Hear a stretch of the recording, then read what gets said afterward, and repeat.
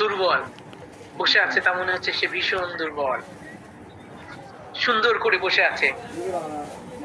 কিন্তু আমরা জানি রক্ত স্বল্পতা হওয়া সত্ত্বেও ফসফরাস কিন্তু রক্ত প্রধান ধাতুতে গঠিত।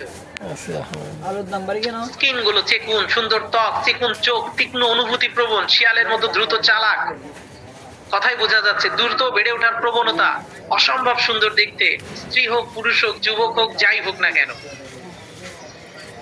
চোখের এই যে পাতাগুলো খুব পাতলা, কোমল, নরম স্বভাবের, সামান্য কারণেই মনে ব্যথা পায়, কিন্তু খুব তীক্ষ্ণ বুদ্ধি সম্পূর্ণ হয়ে থাকে ফসফরাস।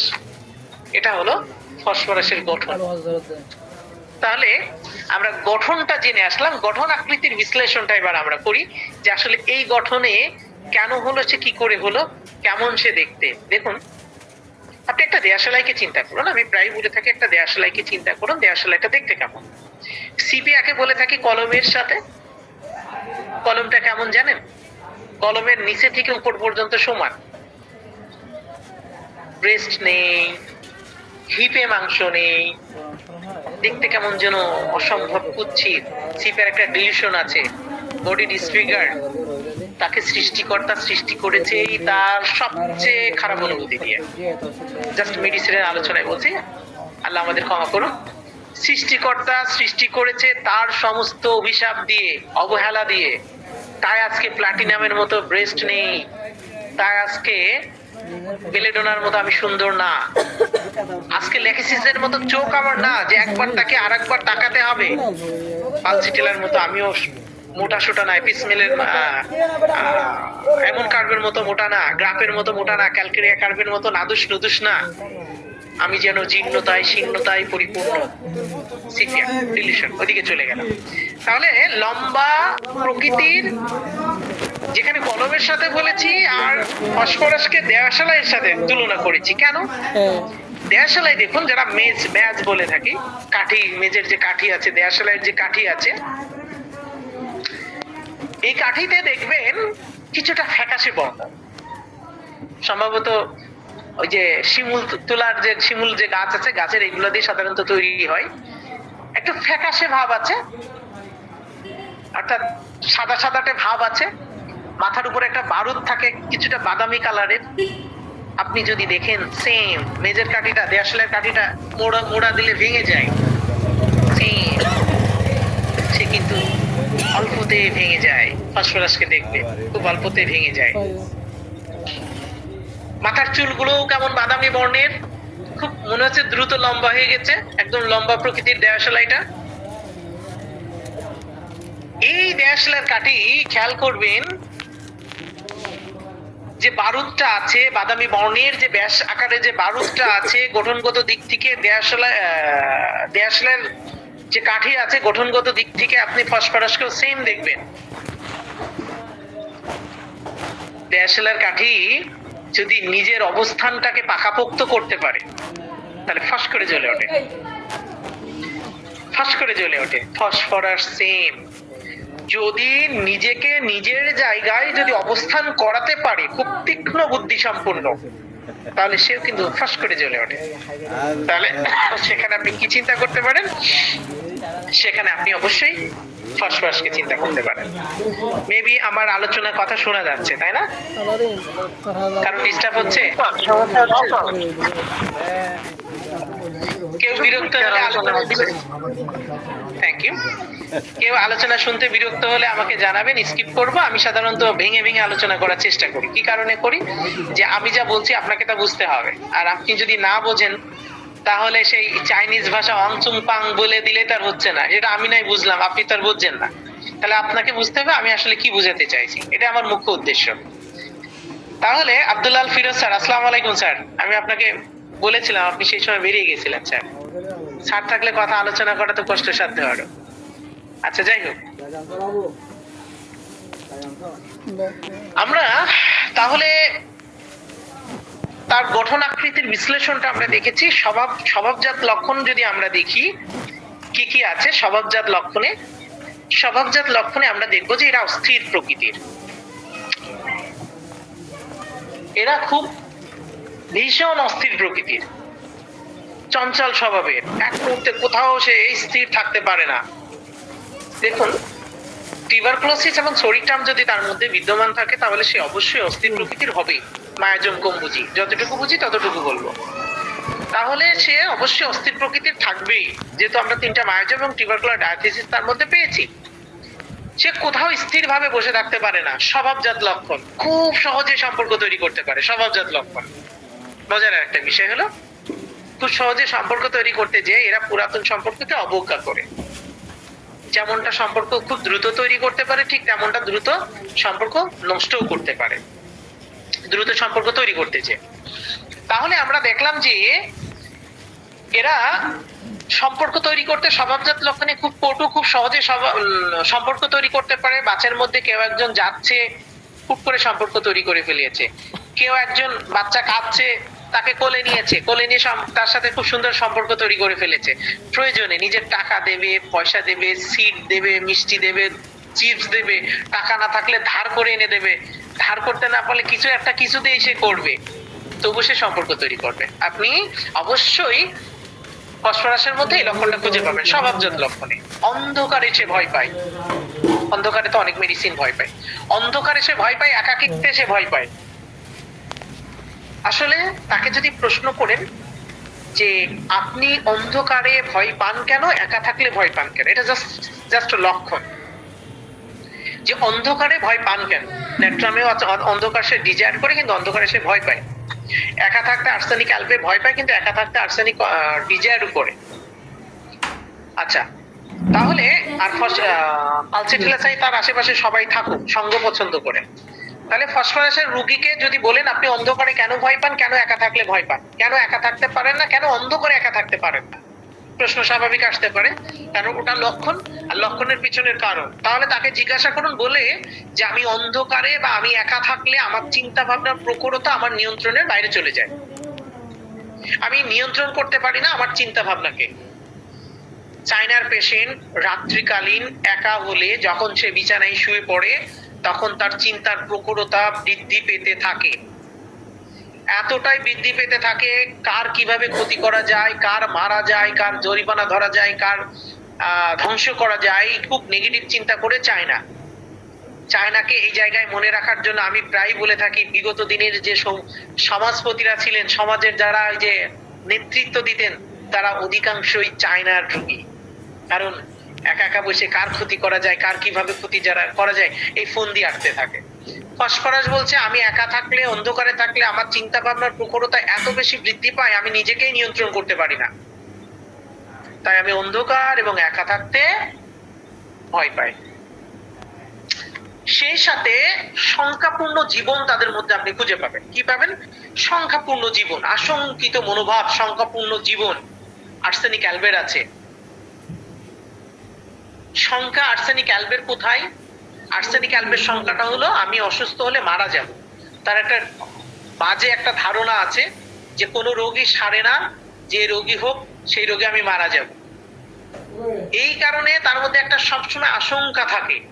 এই আশঙ্কার পেছনে যদি আপনি কারণ জিজ্ঞাসা করেন তাহলে আর্সেনিক অ্যালব বলবে যে আমি নিরাপত্তাহীনতায় ভুগি।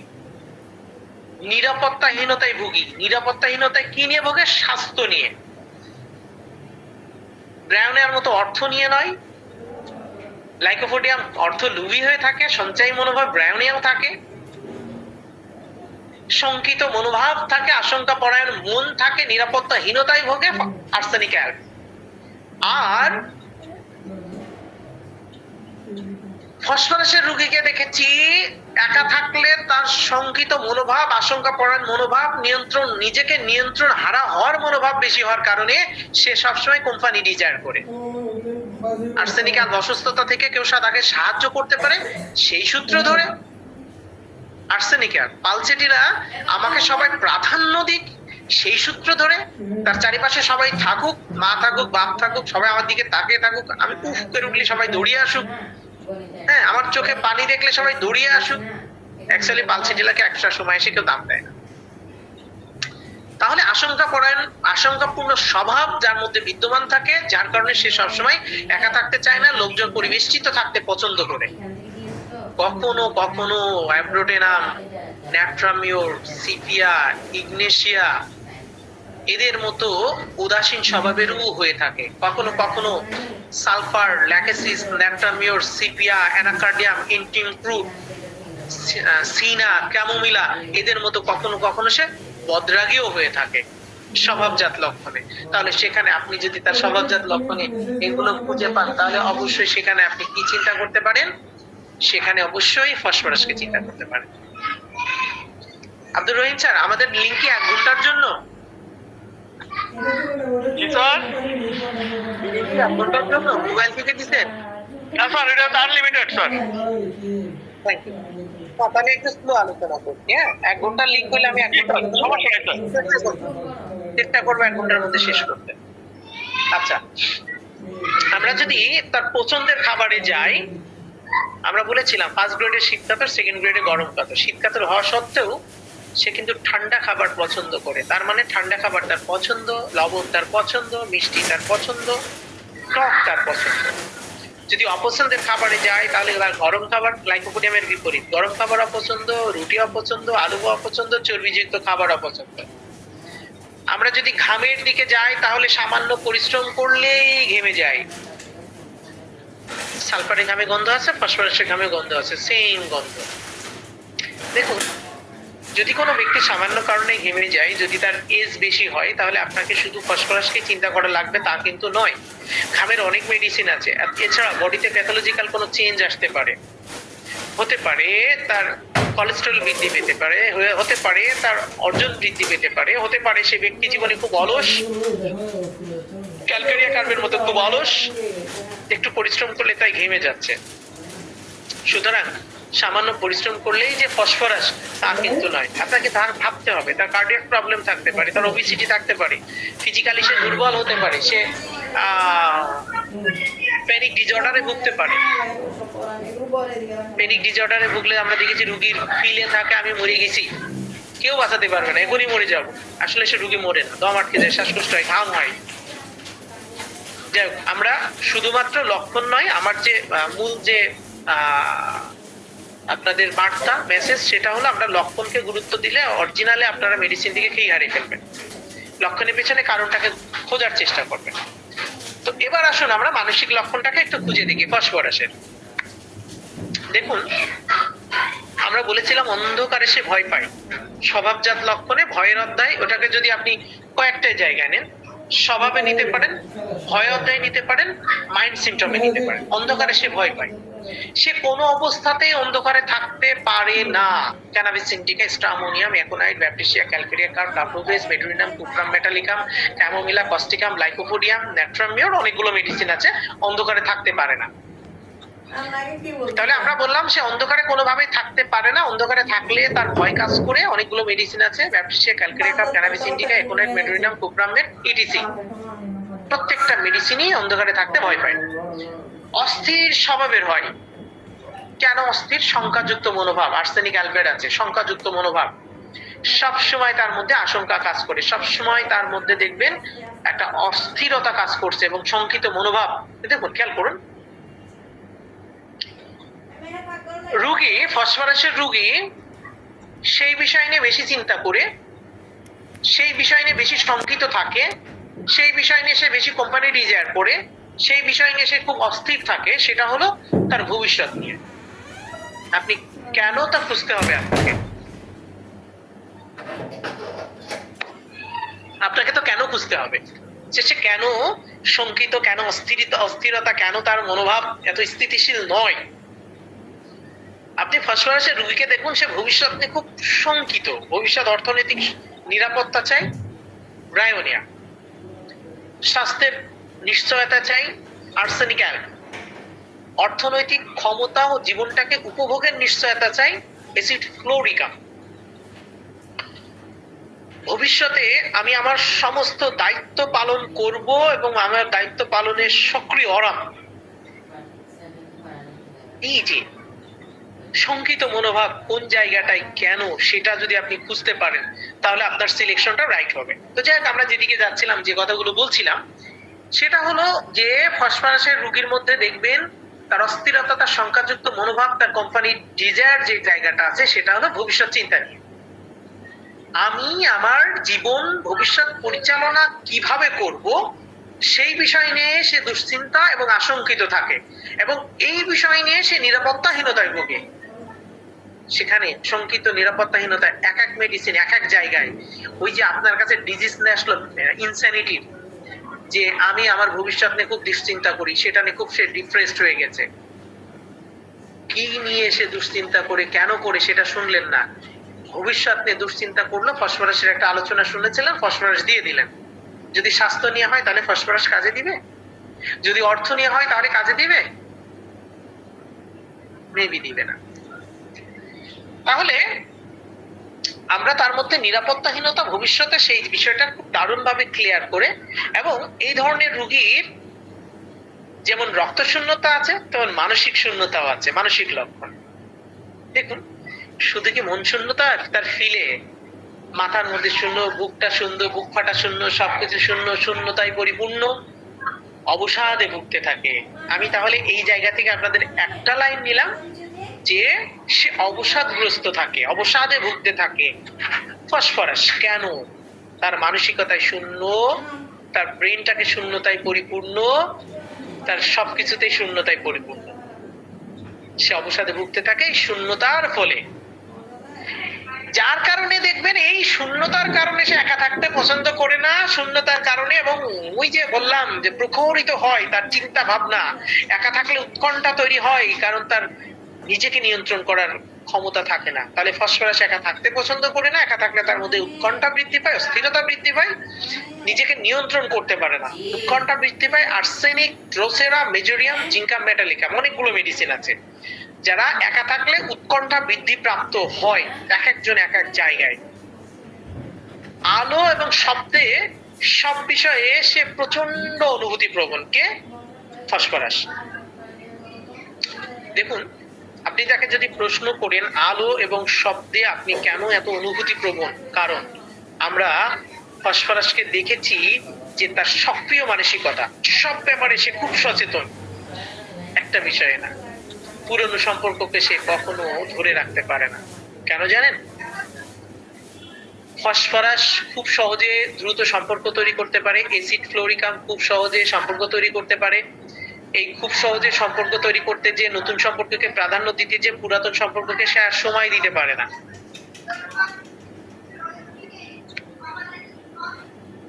তাহলে সে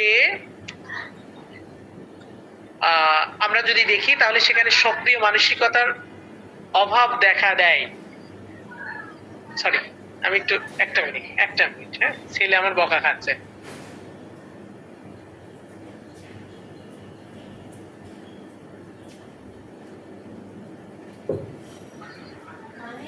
আচ্ছা, তাহলে আমরা যদি দেখি যে এই স্পর্শ মানে অনুভূতি প্রবণ সেই জায়গাটা আমরা দেখছি সক্রিয় মানসিকতার।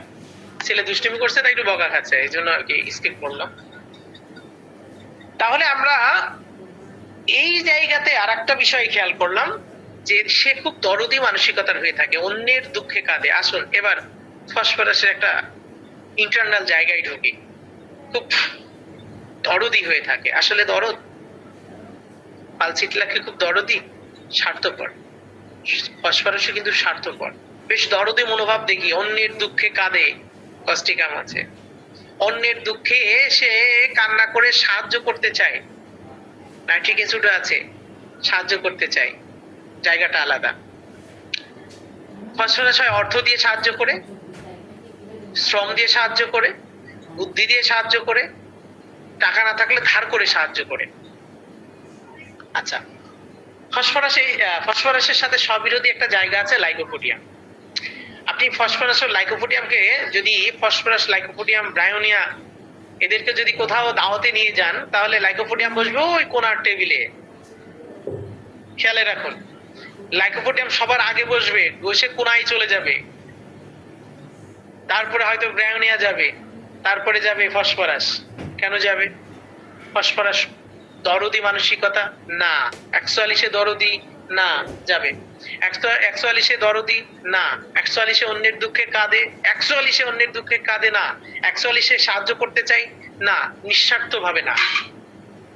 প্রত্যেকটা কথার ভিতরের মিনিংটা হলো নিঃস্বার্থ ভাবে সে এগুলো কোনো কিছুই করে না। যেমন পালচিটিলা কান্না করে না স্বার্থ ছাড়া, কস্টিকাম স্বার্থ ছাড়া আপনার উপকার করে না। কস্টিকাম খুব দরদি, কস্টিকাম লিডারশিপ চাই, নেতৃত্ব চাই, আপনাকে নিয়ন্ত্রণে আনতে চাই। লাইকোপোডিয়াম আপনাকে নিয়ন্ত্রণে আনতে চাই, আপনার উপরে নেতৃত্ব প্রকাশ করতে চাই। ফসফরাস বিপদে পড়লে আপনার কাছ থেকে সাহায্য কামনা করবে, তাই সে দরদি হয়ে থাকে, তাই সে অন্যের দুঃখে কাঁদে, অন্যকে সাহায্য করে অর্থ দিয়ে, শ্রম দিয়ে, সময় দিয়ে, বুদ্ধি দিয়ে আপনাকে সাহায্য করবে। তাহলে সেখানে আপনি কি চিন্তা করতে পারেন? সেখানে অবশ্যই আপনি ফসফরাসকে চিন্তা করতে পারেন।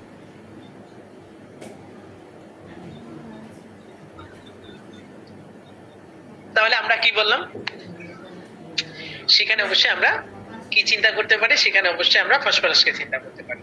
মজার একটা বিষয় হলো ফসফরাস এত জ্ঞানী, তীক্ষ্ণ জ্ঞানের অধিকারী, খুব সচেতন মানুষ, সজাগ একজন মানুষ, তারপরেও কখনো কখনো ফসফরাসের মধ্যে অনুতপ্ত খুঁজে পাবেন। ফসফরাস নিজের কৃতকর্মের জন্য অনুতপ্ত হয়ে থাকে, আগুনে পোড়ার মতো ভিতরে ভিতরে পুড়তে থাকে অনুশোচনায়। সেই সাথে আমরা রোগীকে কখনো উদাসীন দেখেছি, আবার কখনো রাগী দেখেছি, আবার কখনো তার মধ্যে ঝগড়াঝাটি না করার প্রবণতা দেখেছি। দেখুন, উদাসীন, রাগী রাগী ভাব, কিন্তু ফসফরাস কখনো ঝগড়াঝাটি করে না, তাদের মধ্যে খুঁজেই পাওয়া যায় না, প্রবণতা একেবারে কম, ঝগড়াঝাটি করার প্রবণতা একেবারে কম। এরা ঝড় ঝামেলা পছন্দ করে না, এরা ঝুট ঝামেলাকে এড়িয়ে চলে। কারণ ফসফরাস খুব চালাক, চতুর ও বুদ্ধিমান ব্যক্তি। আগামীকাল আপনাকে আজ গালি দিলাম, যদি আগামীকাল আমি কোনো বিপদে পড়ি, তাহলে আপনার আমার পাশে লাগবে, আপনি তো নাও আসতে পারেন। এত নাইট্রিক অ্যাসিড না, তুই আমার বিরোধিতা মেরেই ফেলল, তো নাক্স বোম না, রাগ এসে ঠাস করে একটা চড় মেরে দিলাম। ক্রনিক কেসে যে নাক্সকে যদি আপনি রাগী ভাব না খুঁজে পান, তাহলে ক্রনিক কেসে নাক্সের কোনো সফলতা আপনি পাবেন না। হিপারসাল্ফ না, রাগ এসে আগুন ধরিয়ে দিলাম। ক্যামোমিলা, রাগ এসে লাথি গুতো থুতু মেরে দিলাম না। এরা রাগলো নিজেকে নিয়ন্ত্রণ করে ঝগড়াঝাটি করতে চায় না, কারণ এরা খুব চালাক, চতুর ও বুদ্ধিমান লোক। এরা কাউকে রাগায় না, সহজে কাউকে রাগাতে চায় না। কেন? যদি কারণ খোঁজেন তাহলে ভবিষ্যতে তাদের কাজে লাগতে পারে। কোনো কারণে যদি কারোর সাথে মনোমালিন্য হয়, তাহলে তাকে আর আমি নাও পেতে পারি, তার সাথে আমার বন্ধুত্বপূর্ণ আচরণ করা উচিত। ভবিষ্যৎ চিন্তায় তাকে আমার লাগতে পারে, আমি ক্ষতিগ্রস্ত হলে তাকে লাগতে পারে, তাকে রেখে দাও, আমার পাশে রেখে দাও, ভবিষ্যতে কাজে লাগতে পারে। তাহলে সেখানে আপনি ফসফরাসকে চিন্তা করতে পারেন। সালফার কিন্তু এই জায়গাটায় ভীষণ স্বার্থপর, নাইট্রিক অ্যাসিড এই জায়গাটায় ভীষণ বদরাগী। তোর লাগবে না, যা। ভাষাগত ত্রুটি মার্জনীয়। হ্যাঁ, আবার একটু সময় চেয়ে নিচ্ছি। বিরক্ত হলে অবশ্যই ইনকল মেসেজে লিখবেন যে আলোচনা বিরক্ত হচ্ছি। হ্যাঁ, ইনকল মেসেজে লিখবেন, কারণ আমি আবারও বলছি, আমি একজন তরুণ আলোচক, তরুণ হোমিওপ্যাথ, সদ্য মাত্র হোমিওপ্যাথি শিখছি। হ্যাঁ, আর আমি চেষ্টা করি প্রত্যেকটা মেডিসিনকে অন্তত মেডিসিনের ভিতরে ঢুকে পড়ার চেষ্টা করে থাকি। হ্যাঁ, পড়ার চেষ্টা করে থাকি আমি আমার জায়গা থেকে। তো যাই হোক, আমরা যেদিকে যাচ্ছিলাম, যেদিকে আগাচ্ছিলাম, সেটা হলো যে এরা খুব বুদ্ধিমান হয়ে থাকে, এরা বিচক্ষণতার সাথে পা ফেলে, এরা চিন্তা ভাবনা করে আপনার সাথে কথা বলে, এরা অবিবেচক, এদের স্বভাব বিরোধী আচরণ। এত গুণাগুণ, এত ভালো কিছু, এর একটা ডার্ক সাইড আছে, জানেন? লাইকোপোডিয়ামের একটা ডার্ক সাইড আছে। লাইকোপোডিয়ামের ডার্ক সাইডটা হলো, সে যদি কোনো মেয়েকে ফুসলাই ফাসলাই, তাহলে সে বেডে নিতে চায়, তার সাথে যৌন সম্পর্ক তৈরি করতে চায়, কিন্তু যৌন সম্পর্ক তৈরি হওয়ার পরে তাকে সে বিয়ে করতে চায় না। কারণ লাইকোপোডিয়াম দায়িত্ব নিতে চায় না। কেন দায়িত্ব নিতে চায় না? কারণ দায়িত্ব নিলে খরচ হয়। দেখেছেন, একটার পিছনে একটা কারণ, একটার পিছনে একটা কারণ। এই কারণগুলো যদি আমাদের বুঝতে চেষ্টা করি, ধরুন একটা রুগী বিয়ে করতে চায় না, আমি একটা রুগী রেখেছিলাম, 1 বছর প্লাস আমার তত্ত্বাবধানে ছিল। জাস্ট আমি একটু গল্প বলি, অনেকগুলো মেডিসিন তার উপরে অ্যাপ্লাই করা লেগেছে। সে বিয়ে করতে চায় না, কোনোভাবেই বিয়ে করতে চায় না। তাই কি সে লাইকোপোডিয়াম ছিল? ছিল না, সে যৌন রোগী ছিল। ক্লাস 7-এ পড়ে যে মাস্টারবেশন করেছে, অনার্স লেভেলে এসে দেখলো আমি যে পুরুষ সেটা আমি ভুলে গেছি, তার যৌনতা বলে কিছু নেই, তাই সে বিয়ে করতে চায় না। এই যে জাস্ট আমি বুঝালাম যে লক্ষণ নয়, লক্ষণের পিছনে কারণ খুঁজুন। তাহলে আমরা আলোচনায় ফিরে আসি। ফসফরাসের রোগী কিন্তু নির্লজ্জ হয়। মানে আমার এই কেসটা আমি এর আগে গ্রুপে, আমার যে পার্সোনাল গ্রুপ আছে, আমি সবাইকে দেখিয়েছি। আমি মাঝে মাঝে তাদের নিয়ে যে রোগীগুলো দেখি, ক্রিটিক্যাল কে চলে দেখি। তো ফসফরাস নির্লজ্জ হয়ে থাকে, লজ্জাহীন থাকে। হাইসেমাস, স্ট্রামোনিয়া, ট্যারেন্টুলা হিপ, নেকট্রামিওর। নেকট্রামিওর খুব লাজুক, তাই না? এরা খুব নির্লজ্জ। এরা একাধারে যেমন নির্লজ্জ, একাধারে তেমন বেহায়াপনা তাদের মধ্যে খুঁজে পাওয়া যায়। বেহায়া বলতে বুঝালাম অন্য জায়গায়, ব্যাখ্যা করে দিচ্ছি। প্লাটিনামেরও বেহায়াপনা আছে। উলঙ্গ হয়ে ঘুরতে চায় স্ট্রামোনিয়া, খেয়াল করুন। লজ্জাহীন হাইসেমাস, স্ট্রামোনিয়াম, ট্যারেন্টুলা হিপ, নেকট্রামিওর। উলঙ্গ হয়ে ঘুরে বেড়ায় স্ট্রামোনিয়াম, উন্মাদের মতো লজ্জাহীন আচরণ করে। আমরা হাইসেমাসকে দেখেছি রেগে গেলে তার যৌনাঙ্গ প্রদর্শন করে, যৌনাঙ্গ প্রদর্শন করে, দ্যাটস মিন সেও লজ্জাহীন। ফসফরাস যখন উন্মাদ অবস্থায় থাকে তখন সে ইগনেশিয়ার মতো 180 ডিগ্রি নিজেকে পরিবর্তন করে। ইগনেশিয়া কি করে? হাসতে হাসতে কান্না করতে পারে, কান্না করতে করতে হাসতে পারে। আচ্ছা, অ্যাকচুয়ালি হাসতে হাসতে কান্না করা, কান্না করতে করতে হাসি, এই যে আমরা অনেক আলোচকের কাছে শুনে থাকি যে নিজেকে 180 ডিগ্রি পরিবর্তন করতে পারে, হাসতে হাসতে কান্না, কান্না করতে করতে হাসি, কেন সে করে? দেখুন, ধরুন একটা বিয়ের অনুষ্ঠানে আছেন আপনি। আমার আলোচনাটা একেবারে নবীনদের জন্য, একটা ভেঙে ভেঙে করছি, যারা নতুন হোমিওপ্যাথিতে, সিনিয়র যারা আছেন ক্ষমা করবেন, কারণ এগুলো তাদের সবারই জানা। ইগনেশিয়া একটা বিয়ের অনুষ্ঠানে আছে, ধুমধামাক্কা ইয়ে চলছে, আয়োজন চলছে, হ্যাঁ, ধুমধামাক্কা গান বাজা চলছে। ঠিক ওই সময়ে তার খুব কান্না পাচ্ছে, সে কাঁদছে, অঝরে কাঁদছে, চুপচাপ অঝরে কাঁদছে। কেন? ওই মুহূর্তে তার স্মৃতিচারণে এসেছে তার গার্লফ্রেন্ড যে কথা দিয়েছিল সেই কথা সে রাখতে পারেনি। বাবা বলেছিল তুই মেয়েকে বিয়ে করলে আমার মরা মুখ দেখবি। ব্যাস, ইগনেশিয়া মাথাতে ভার বহন করতে পারে, সে পারুক আর না করুক, মুখে মেনে নেয়, অন্তরে মানতে পারে না, কান্না করে। ঠিক সেম টাইমে হঠাৎ মনে পড়লো গার্লফ্রেন্ড আমাকে জড়িয়ে ধরেছিল, উষ্ণ গরম অনুভূতি, তার চুলের স্মেল, তার বডির স্মেল আমাকে খুব বেশি আগ্রহী করে তুলেছিল তার প্রতি। বা কাঁদতে কাঁদতে সে হাসি শুরু করে দিল। অ্যাকচুয়ালি এটাই তাই, কাঁদতে কাঁদতে সে কেন হাসি করে? তাহলে আমরা যেটা বললাম 180 ডিগ্রি পাল্টে খেতে পারে ইগনেশিয়ার মতো। ফসফরাসও সেম। ফসফরাসের একটা দারুণ জায়গা আছে, দেয়া এবং নেওয়া, স্নেহের বিনিময়ে স্নেহ। আমি জাস্ট মাইন্ড সিমটম নিয়ে আলোচনা করছি। স্নেহের বিনিময়ে স্নেহ, ভালোবাসার বিনিময়ে ভালোবাসা, নমনীয়তা, আচরণের বিনিময়ে নমনীয়তা, এবং সে সব জায়গায় মনোভবতা, নমনীয়তা, স্নেহ, ভালোবাসা সব জায়গায় সে প্রকাশ করতে চায়। কিন্তু কখনো কখনো দেখবেন যে কোথাও মানবিকতার কাজ করার সুযোগ নেই, মহানুভবতা দেখানোর সুযোগ নেই, স্নেহ ভালোবাসা দেখানোর সুযোগ নেই, তবুও সে সুযোগ তৈরি করতে সর্বদা সচেষ্ট থাকে আমাদের ফসফরাস। উদ্দেশ্য একটাই, সে দায়িত্ব না থাকলেও দায়িত্ব পালন করে, দায়িত্ব গ্রহণ করতে চায়। উদ্দেশ্য একটাই, নিজেকে মহৎ বলে পরিচয় দেয়া বা মহৎ বলে নিজেকে উপস্থাপন করা। বা এই স্মতারা ম্যাম সম্ভবত স্মত আইডিতে, ম্যাম মনে আনমিউট আছেন। এই মহত্বর মধ্যে আমি আপনার সাথে সম্পর্কটাকে ভালো রাখা, জাস্ট এইটুকু। আপনাকে ভবিষ্যতে আমার কাজে লাগতে পারে, আমি বিবাদে পড়লে আপনাকে আমার কাজে লাগতে পারে, সেই জায়গা থেকে তার সাথে মহানুভবতার পরিচয় দেখানো। এবং তাহলে আমরা দেখলাম প্রচুর অনুভূতি প্রবণ, প্রচুর অনুভূতি শক্তি তার মধ্যে বিদ্যমান থাকে। আরেকটা জায়গায় ফসফরাস এতটা অনুভূতি, তীক্ষ্ণ অনুভূতি সম্পন্ন, যেমন দেখুন ওপিয়ামের রুগী যেমন কান দিয়ে দেখে, ফসফরাসের রুগী তেমন চোখ দিয়ে শোনে, এতটাই অনুভূতি প্রবণ। গ্রাফের একটা সিমটম আছে, জানেন? গ্রাফের একটা পিকুলিয়ার সিমটম আছে, এরাও কান দিয়ে এত বেশি তীক্ষ্ণ কানে শ্রবণ শক্তি, দূরে কোথাও যদি কিছু বলে কেউ তাহলে সে শুনতে পায়। গাড়ি চলছে, হর্ন বাজছে, শব্দ হচ্ছে যানবাহনের, তবুও সে শুনতে পায়। গ্রাফের একটা পিকুলিয়ার সিমটম। যাই হোক, তাহলে ওপিয়ামের রোগী যেমন কান দিয়ে দেখে, ফসফরাসের রোগী তখন চোখ দিয়ে শোনে, অর্থাৎ চোখ দিয়ে সে বুঝে ফেলতে সে কি বলছে। এতটা অনুভূতি প্রবণ আমাদের ফসফরাসের রোগীর মধ্যেও দেখেছি। অর্থাৎ ফসফরাস চোখ দিয়ে তার দেখার একটা প্রবল ক্ষমতা আছে। তাহলে সেখানে আপনি ফসফরাসকে চিন্তা করতে পারেন। এছাড়া ফসফরাস তীক্ষ্ণ স্মৃতি শক্তি সম্পূর্ণ, মানবিকতার পরিচয়, মহানুভবতার পরিচয়ে ফলে। এই যে খেয়াল করুন, একটা নারীকে ফাঁদে ফেলার মধ্যে অনেকগুলো গুণ থাকা দরকার, ফসফরাসের সব আছে। হ্যাঁ, আপনাকে ডোন্ট মাইন্ড, একটা নারী ওই যারা অ্যালান পিসের বডি ল্যাঙ্গুয়েজ বইটা পড়ে থাকেন,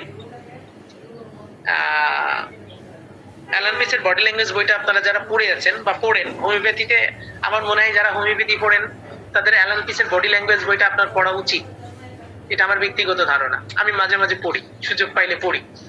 কেন পড়ি? কারণ আমরা ফিজিক্যাল সিমটমে, স্বভাবজাত লক্ষণে, মানসিক লক্ষণে আমাদের খুব গুরুত্ব বহন করে। তা আপনি কিভাবে দাঁড়িয়ে আছেন, কিভাবে কথা বলছেন, কিভাবে কর্মমর্দন করছেন, কিভাবে আপনার পাটা কোথায় দাঁড় করে রেখেছেন, হ্যাঁ, আপনার হাতটা কোথায়, আপনার চোখটা কোথায়, আপনার ভুরুটা কোথায়, আপনার কথা বলার সময় ঠোঁটটা কোথায়, এই যে মেডিসিনের যে জায়গাগুলো আছে, মাইন্ড সিমটম, স্বভাবজাত লক্ষণ, এটা আপনাকে কিঞ্চিত সাহায্য করলেও করবে। অ্যালান পিসের বডি ল্যাঙ্গুয়েজ বইটা কিঞ্চিত সাহায্য করলেও করবে, যেখানে ছিলাম। তাহলে এই একটা মেয়েকে পটাতে গেলে, ডোন্ট মাইন্ড, ভাষাগত দিক থেকে আমি আবারও বলছি, ভাষাগত দিক থেকে আমি আঞ্চলিক ভাষা ব্যবহার করতে বেশি স্বাচ্ছন্দ্য বোধ করি।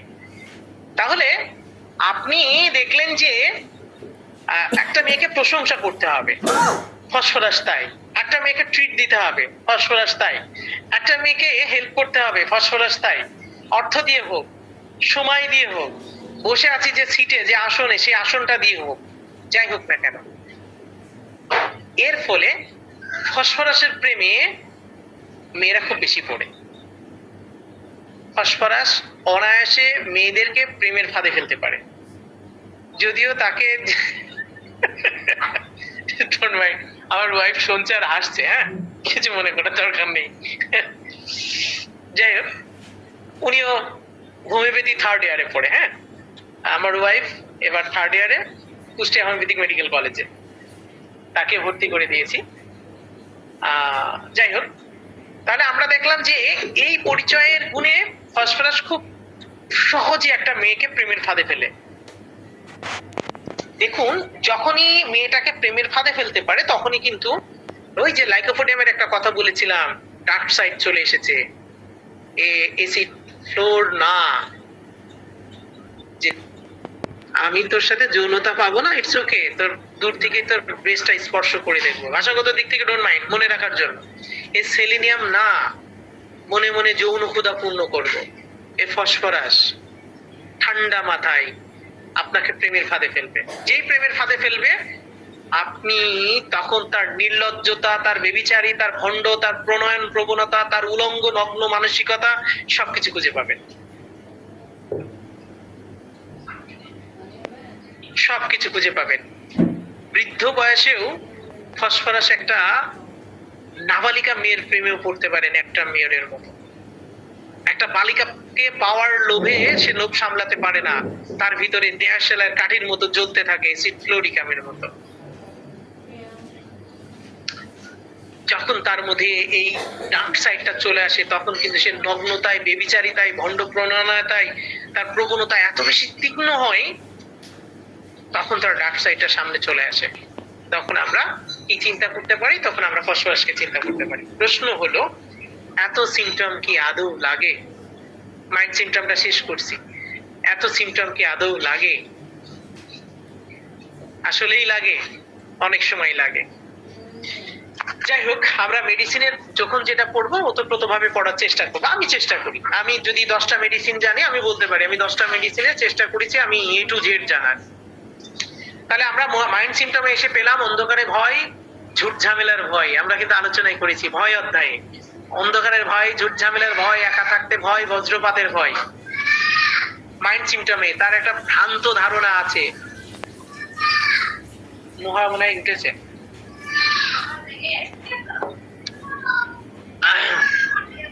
মাইন্ড সিমটমে তার একটা ভ্রান্ত ধারণা আছে, সেটা হলো পুলিশ তাকে অনুসরণ করছে এবং তাকে খুঁজে বেড়াচ্ছে। এটা একটা ভ্রান্ত ধারণা। আরেকটা ভ্রান্ত ধারণা আছে মাইন্ড সিমটমে, যে কেউ তাকে উকি মেরে দেখছে বা তাকে অনুসরণ করছে। কেউ তাকে উকি মেরে দেখছে বা অনুসরণ করছে, এটা একটা ভ্রান্ত ধারণা। পুলিশ তাকে অনুসরণ করছে বা তাকে খুঁজে বেড়াচ্ছে, এটা তার ভ্রান্ত ধারণা, মাইন্ড সিমটম। তাহলে সেখানে আমরা কি চিন্তা করতে পারি? সেখানে অবশ্যই আমরা ফসফরাস কি চিন্তা করতে পারি। অ্যাকচুয়ালি চেম্বারে অনেক বক বক করেছি, ইভেন এসে আপনাদের সাথে বক বক করছি। আর আমার বিপিটাও রিসেন্ট খুব হাই, গতকালকে 140/90 ছিল। অলরেডি আমার মনে হচ্ছে যে আমার সমস্যা তৈরি হচ্ছে, যে আমি আলোচনা চালিয়ে যাচ্ছি শেষ পর্যন্ত। আমার একটু বিপির প্রবলেম আছে, বংশগত, জেনেটিক্যালি। হ্যাঁ, বাবার বংশে, মায়ের বংশে, সবার বংশে। তো যাই হোক, আমরা পরবর্তীতে আরেকটু আগাই। সেটা হলো ফসফরাসের মানে প্রথম শ্রেণীর যে লক্ষণগুলো আছে। তাহলে আমরা বললাম ঠান্ডা খাওয়ার প্রতি তীব্র আকাঙ্ক্ষা আছে ফসফরাসের রোগীর, কিন্তু ঠান্ডা পানি খেলে কি তার সহ্য হয়? না। ঠান্ডা পানি খাওয়ার প্রতি প্রবণতা আছে, ঠান্ডা পানি খাইলে পাকস্থলীতে যাওয়া পর্যন্ত, গরম হওয়া পর্যন্ত সে সহ্য করতে পারে। যে পানিটা গরম হতে শুরু করে, যে ঠান্ডাটা গরম হতে শুরু করে তখন তার সহ্য হয় না, বমি করে তা বের করে দেয়। আর্সেনিক তার বিপরীত। আর্সেনিক পাকস্থলীতে জ্বালা আছে কিন্তু গরম পানিতে উপশম আছে, আর ফসফরাস জ্বালার যন্ত্রণা ঠান্ডায় উপশম, আর আর্সেনিক জ্বালা যন্ত্রণা গরমে উপশম। এছাড়া অ্যাবডোমিনাল পার্টে জ্বালা আছে, আইরিস বার্স, ক্যালকেরিয়া কার্ভ, নাক্সবোম, হ্যাঁ, লাইকোফোডিয়াম, কোয়াইশিয়া আমারা, ক্যালকেরিয়া কার্ভ, অনেকগুলো মেডিসিন আছে। রুবিনিয়া, ক্যাপসিকাম, অনেকগুলো মেডিসিন আছে। যাই হোক, আমরা খুব বেশি তুলনায় যাব না, অলরেডি 10:51 বাজে। সবার ধৈর্যের একটা ব্যাপার আছে। লবণ খাওয়ার প্রতি তীব্র আকাঙ্ক্ষা বা অস্বাভাবিক আকাঙ্ক্ষা বিদ্যমান থাকে। লবণ মানে ন্যাট্রামিয়ন, লবণ মানে ন্যাট্রামিয়ন না, লবণ মানে ন্যাট্রামিয়ন, লবণ মানে নাইট্রিক অ্যাসিড, লবণ মানে আর্জেন্টাম নাইট্রিকাম, লবণ মানে নাইট্রিক অ্যাসিড, লবণ মানে কস্টিকাম, লবণ মানে ফসফরাস। অনেকগুলো মেডিসিন আছে, তবে কিছু পার্থক্য আছে, সূক্ষ্ম পার্থক্য আছে। যেমন যে ন্যাট্রামিয়র লবণ পছন্দ করে, তবে চর্বি অপছন্দ করে। ন্যাট্রামিয়র। আর্জেন্টাটিকাম লবণ পছন্দ করে, সাথে মিষ্টি খাওয়ার একটা প্রবণতা আছে, মিষ্টিও পছন্দ করে, তবে মিষ্টি খেলে তার সহ্য হয় না। আর্জেন্টাম নাইট্রিকামের মিষ্টি খেলে তার সহ্য হয় না। নাইট্রিক অ্যাসিডের ক্ষেত্রে দেখবেন লবণের সাথে চর্বি খাওয়ার তীব্র আকাঙ্ক্ষা থাকে নাইট্রিক অ্যাসিডের। কস্টিকামে দেখবেন মিষ্টি অপছন্দ করে, তবে লবণ খাওয়ার প্রতি তার ভীষণ দুর্বলতা আছে। ন্যাট্রামে লবণ খাওয়ার প্রতি তার ভীষণ দুর্বলতা আছে, তবে ন্যাট্রাম লবণ পছন্দ করলেও চর্বি পছন্দ করে না। তাহলে সেখানে আপনি কি চিন্তা করতে পারেন? সেখানে অবশ্যই আপনি ন্যাট্রামকে চিন্তা করতে পারেন। তাহলে লবণ মানে ন্যাট্রাম নয়, লবণ মানে আর্জেন্টাম নাইট্রিকাম, লবণ মানেই নাইট্রিক অ্যাসিড, লবণ মানেই কস্টিকাম, লবণ মানেই আমাদের ফসফরাস। ফসফরাসের একটা দারুণ সিমটম আছে। ফসফরাস গর্ভকালীন অবস্থায় সে পানি পান করতে পারে না। কেন পারে না? বমি হয়। তাহলে বমি হওয়ার প্রবণতা গর্ভকালীন সময়ে কলেচিকাম, আর্সেনিক্যাল, নাক্সবোম, ইপিকাল, ফসফরাস, ইটিচি, অনেক মেডিসিন আছে। ফসফরাসের একটা পিকুলিয়ার সিমটম আছে, সে গর্ভকালীন পানি পান করলে বমি হয়। শুধু কি তাই, পানি দেখলেও তার বমি হয়। মজার একটা বিষয় বলি, আমার ইউজ এক্সপিরিয়েন্স নেই, এটা বইয়ের ভাষা, আমার ইউজ এক্সপিরিয়েন্স নেই, এটা একটা পিকুলিয়ার সিমটম বলতে পারেন। গর্ভকালীন রোগী তার পানি পান করতে পারে না, পানি পান করা তো দূরের কথা, পানি দেখলেও সে বমি করে ফেলায়। গোসল করার সময় চোখ বুজে গোসল করে। দেন আমরা ফসফরাসকে চিন্তা করতে পারি। জাস্ট একটু পানি খাবো, ওয়েট।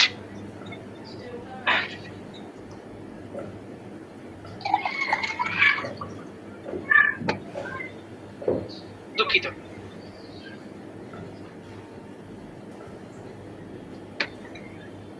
তাহলে আমরা বমি হওয়ার প্রবণতা খুঁজে পেয়েছি পানি দেখলে, প্রেগন্যান্সি অবস্থায়, কিন্তু সে শুধু কি পানি খাইলে বমি করে না, পানি দেখলেও বমি করে। কথা বলার অনিচ্ছা আছে, কথা বলতে চায় না, একা থাকার একটা প্রবণতা আছে, অনীহা আছে, যেটা আমরা মাইন্ড সিমটমে বলেছিলাম, সে একা থাকতে চায় না।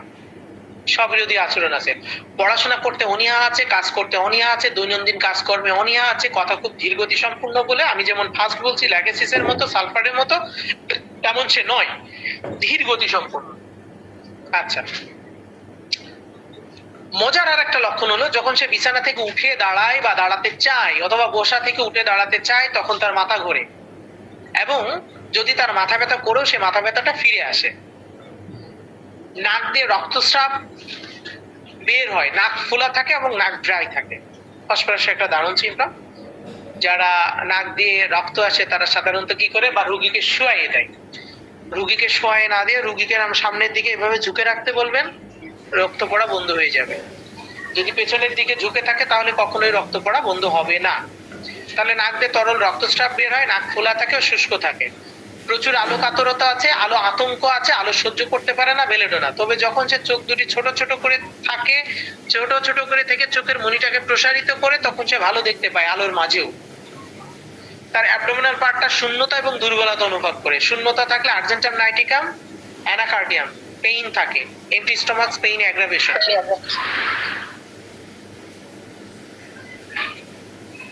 আচ্ছা, আমাদের সাইফুল স্যার না অন্য কেউ? আচ্ছা, ঠিক আছে। এবং আমরা যদি দেখি যে তার ডায়রিয়ায় প্রচুর পরিমাণে পানি বের হয়, কোলেরার মতো পানি বের হতে থাকে। মজার একটা বিষয়, তার একটা সেন্সেশন আছে, মলদার মনে হা করে আছে। সামান্য মল আসলেও, অ্যালোসক্রিটিনা, সামান্য মল আসলেও তার জন্য বের হয়ে যাবে, অসাড়ে বের হয়ে যাবে। অ্যালোসক্রিটিনার ক্রনিক মেডিসিন হলো সালফার। যখন মলদারটা না গোল লাল হয়ে যাবে। শব্দ, গন্ধ, আলো, স্পর্শ এমন বাহ্যিক অনুভূতিতে প্রচন্ড সংবেদনশীল, অনুভূতি প্রবল হয়ে থাকে। ফসফরাসের রোগী মিষ্টি দ্রব্য খাইলে, হাত পা পানিতে ভিজলে, বৃষ্টি পানিতে ভিজলে বৃদ্ধি পায় রাস্টক্স। আর এমনি বৃষ্টির পানিতে ভিজলে, এমনকি বাম দিকে চেপে শুইলে, বর্ষা শীত ঋতুতে, এমনকি গ্রীষ্মকালেও তার রোগ লক্ষণে বৃদ্ধি পায়।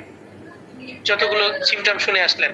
কোষ্ঠকাঠিন্যের সময় মল শক্ত, সরু ও লম্বা হয়, ফসফরাসের মতো হয়।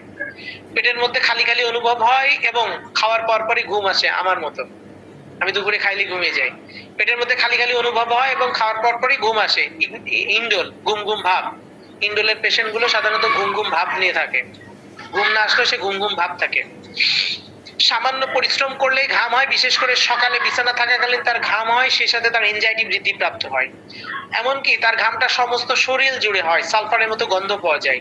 জ্বর জ্বর ভাব বিদ্যমান থাকে, জ্বর থাকে, সেই সাথে রাক্ষসে ক্ষুধা, একটা দারুণ সিমটম।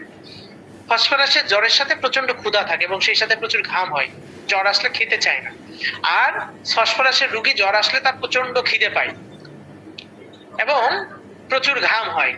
যখন তার জ্বর আসে, বেলেডোনার মতো মুখমণ্ডল রক্তিম বর্ণ হয়ে থাকে, বিশেষ করে বামটা। ডান পাশে দেখেছি বেলেডোনার সাথে কম্পেয়ার করবেন। বেলেডোনা জ্বর অবস্থায়, অসুস্থ অবস্থায় ক্ষিপ্র হয়, ফসফরাস হয় না। সন্ধ্যাকালে শীত অনুভূত হয়, সার্বক্ষণিক ভাবে হাঁটুতে ঠান্ডা অনুভব করে।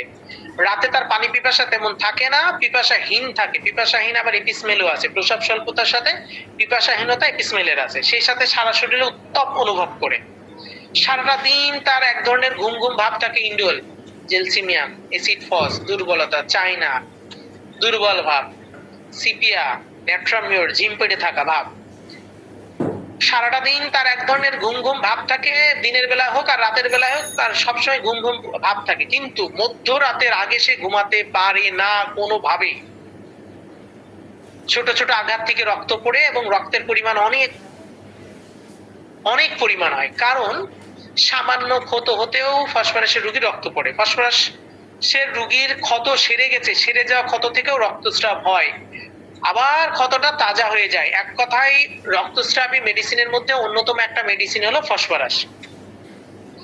খুব সহজে কালশিটে পড়ে ফসফরাসের রোগীগুলো। স্রাবের রক্তগুলো খুব তরল হয়, যার জমাট সহজে জমাট বাঁধে না। আচ্ছা, ডান দিকে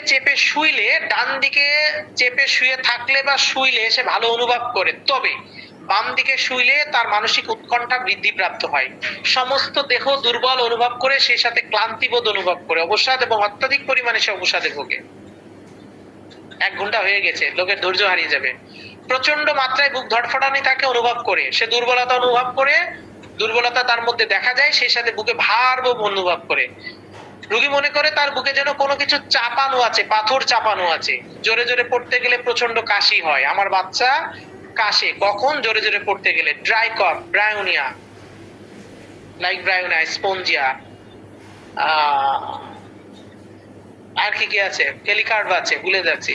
স্পঞ্জিয়া আছে, রিউমেক্স আছে, হাইসেমাস আছে, কোনিয়াম আছে, ল্যাকেসিস আছে, হ্যাঁ, অনেকগুলো মেডিসিন আছে।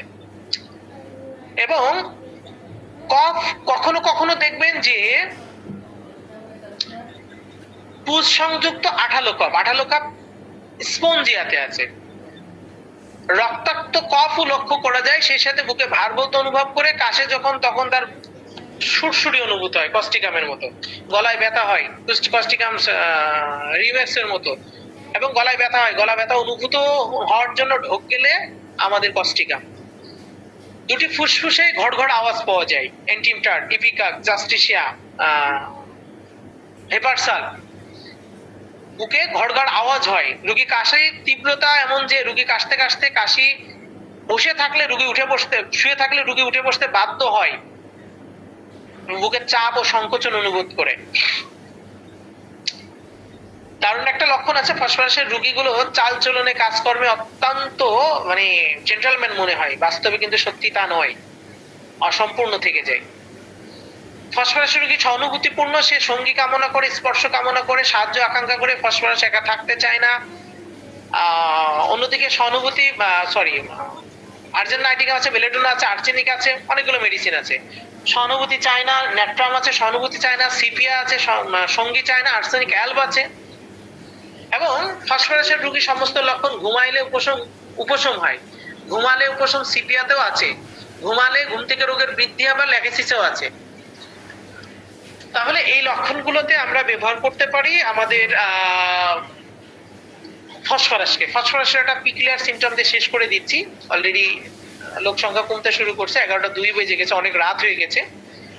অনেকগুলো লক্ষণ আছে, আমি স্কিপ করে গেলাম, অনেক লক্ষণ আছে স্কিপ করে গেলাম। হ্যাঁ, ফসফরাসের একটা অদ্ভুত লক্ষণ দিয়ে শেষ করি, সেটা গরম পানিতে হাত ডুবালে বমি বমি ভাব দেখা দেয়, এটা অদ্ভুত লক্ষণ। প্রসাবদ্বার সবসময় ভেজা থাকে এবং হলুদ বর্ণ দান ধারণ করে, লাইক ন্যাকটাম মিউর। অদ্ভুত লক্ষণগুলো পেলে অবশ্যই ফসফরাসকে চিন্তা করতে পারেন। এছাড়া অনেক লক্ষণ স্কিপ করে চলে গেছি। তো ধন্যবাদ সবাইকে আমাকে 1 ঘন্টা সময় দেওয়ার জন্য। আপনাদেরকে সকলকে অসংখ্য অসংখ্য অসংখ্য ধন্যবাদ। জি, আল্লাহ সঞ্চালিকা ম্যাম। অসংখ্য ধন্যবাদ স্যারকে এত সুন্দর চমৎকার ভাবে আমাদের ফসফরাসকে সবার সামনে তুলে ধরার জন্য। স্যারের কথার সাথে আমি একটা কথা মিলে বলতে পারি যে আমাদের ফসফরাস সত্যি অনেক চালাক। ফসফরাসের অন্যতম একটা বৈশিষ্ট্য হচ্ছে তার ডক্ট্রিন অফ সিগনেচার। সে মানে খুবই চতুরবাজ, কিন্তু সেটা সবার সাথে মিলিয়ে করে। যেমন তার বাড়িতে যদি একটা ভাঙ্গা চেয়ার থাকে 3 পা বিশিষ্ট, সেই চেয়ারটাকে সে ফেলে দেয় না। তার ভিতরে চিন্তা থাকে যে ভবিষ্যতে যদি কাজে লাগে, ঠিক সেই রকম সে সেসব মেন্টালিটি নিয়ে সবার সাথে খুব মিলেমিশে থাকার চেষ্টা করে। এটাই হচ্ছে তার সবচেয়ে বড় চতুরতার বৈশিষ্ট্য। থ্যাংক ইউ স্যার, সবার পক্ষ থেকে আপনাকে আরো অনেক অনেক ধন্যবাদ। আমি এখন আমাদের প্রশ্নোত্তর পর্ব স্যার 5টা মিনিটের জন্য আমি দিতে চাইছিলাম। কেউ যদি স্যারের কাছে প্রশ্ন থাকে হ্যান্ড রেজ করতে পারেন, শুধু 5 মিনিটের জন্য। এখন সংক্ষিপ্ত আকারে রাহিম আলী, আপনার প্রশ্নটি করুন স্যারের কাছে। আসসালামু আলাইকুম স্যার। স্যার আমি ইন্ডিয়া থেকে বলছি, আমি লাস্ট ইয়ারে পড়াশোনা করি এখন। বলছি স্যার যে আপনি যেরকম মাইন্ড সিমটনের কারণ বললেন, এর পরিপ্রেক্ষিতে স্যার একটা ভালো বইয়ের নাম বলুন স্যার। আমাদের এখানে সেরকম যদি বই পাওয়া যায় তাহলে খুব ভালো হয়, যে মাইন্ড সিমটনটা এরকম কেন, উদ্দেশ্যটা কি, লাইকোর সাথে যেরকম তুলনা করলেন, এরকম কোন একটা মেডিকা বা ভালো একটা বইয়ের নাম বলুন স্যার।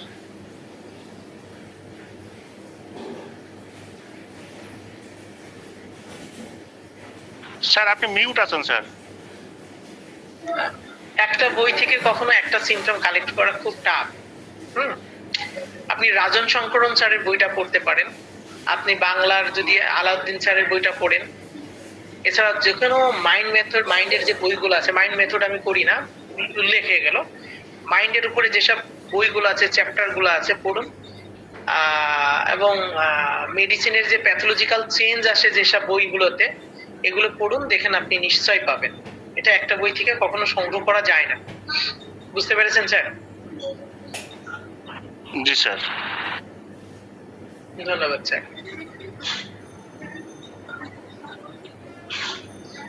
আমি বলতে পারি আমার আলোচনাটা অতি শ্রুতি মধুর না, ভালো হয় না, যদি খারাপ হয় তাহলে অবশ্যই ক্ষমাযোগ্য। স্যার আপনাকে অসংখ্য ধন্যবাদ, চমৎকার একটি আলোচনা করেছেন আজকের মেডিসিনের উপর। ডক্টর আব্দুল্লাহ, আপনি স্যারকে প্রশ্ন করতে পারেন। জি, আসসালামু আলাইকুম। এখানে যে দুইটা নাম বলছেন যে রাজন সংকট এবং আলাউদ্দিন স্যারের বই পড়ার জন্য বা অন্যান্য, আমি বলতেছি যে একটু কষ্ট করে বেঁধে 5টা বইয়ের নাম বললেও হবে, সমস্যা নাই। আমি 5টা বই কালেকশন করবো। এমনিতে আমি রেগুলার করে ক্যান্টের বই পড়া হয়, ন্যাশ অ্যালেন এগুলোর বই পড়া হয়, এই তিনজনের বইটা বেশি পড়া হয়। আর আমাদের বাংলাদেশের সবচেয়ে বেশি যেগুলো চলে আর কি অন্যান্য কোনো বইগুলো পড়া হয়। তবে আপনার মতে করে আপনি আরো 2-3টা বই বলেন, সমস্যা নাই। আচ্ছা দেখুন, 5টা বই বলে আমি উচ্চারণ করিনি। আপনি textbook of materia medica লিপি বইটা পড়তে পারেন। মাইন্ডের একটা চ্যাপ্টার ওখানে প্রত্যেক জায়গায় উল্লেখ আছে, ডেস্কটপটা গাইডে আছে। বাংলাদেশ যেসব রাইটারের যে মাইন্ড সিমটমের বইগুলো আছে আপনি পড়ুন। আর আরেকটা বিষয় আমি আপনাদেরকে একটু বলি, যেমন আমি প্রায় বলি যে আমি আমার রোগীর মধ্যে যখন দেখি সিমটম গুলো একটু ব্যতিক্রম কোনো সিমটম পাই, সাধারণত আমার রোগীগুলোর মধ্যে আমি খুব WH করি যখন তার বলা শেষ হয়ে যায়। কারণ থুজা ন্যাট্রামের মতো রোগী আপনাকে কখনো লক্ষণ দিবে না। তাহলে আপনি অবশ্যই আপনার প্রশ্নগুলো সেইভাবে হওয়া উচিত, যেভাবে পুঙ্খানুপুঙ্খ ভাবে একটা রোগীর মধ্যে থেকে লক্ষণ সাদৃশ্যটাকে উঠিয়ে নেওয়া যায়। তাহলে এই প্রশ্ন করতে যে, যদিও আমি বললাম আমি 21টা বছর হোমিওপ্যাথির সাথে জড়িত, আলহামদুলিল্লাহ এভরিডে রুগী আমি অনেক দেখি, যাই হোক দেখি, বেশ দেখি রুগী, এবং ক্রনিক কেসই দেখি। তো কিছু কিছু সিমটম আছে অনেকগুলো বইতে আপনি পাবেন না। তার মধ্যে আমি যদি আপনার আমার একটা প্র্যাকটিক্যাল এক্সপিরিয়েন্স আছে, ক্যালকেরিয়া কার্ভের একটা আমি গতদিনকে উদ্ভাবন করলাম। সেটা অবশ্য আমার একজন শুভাকাঙ্ক্ষী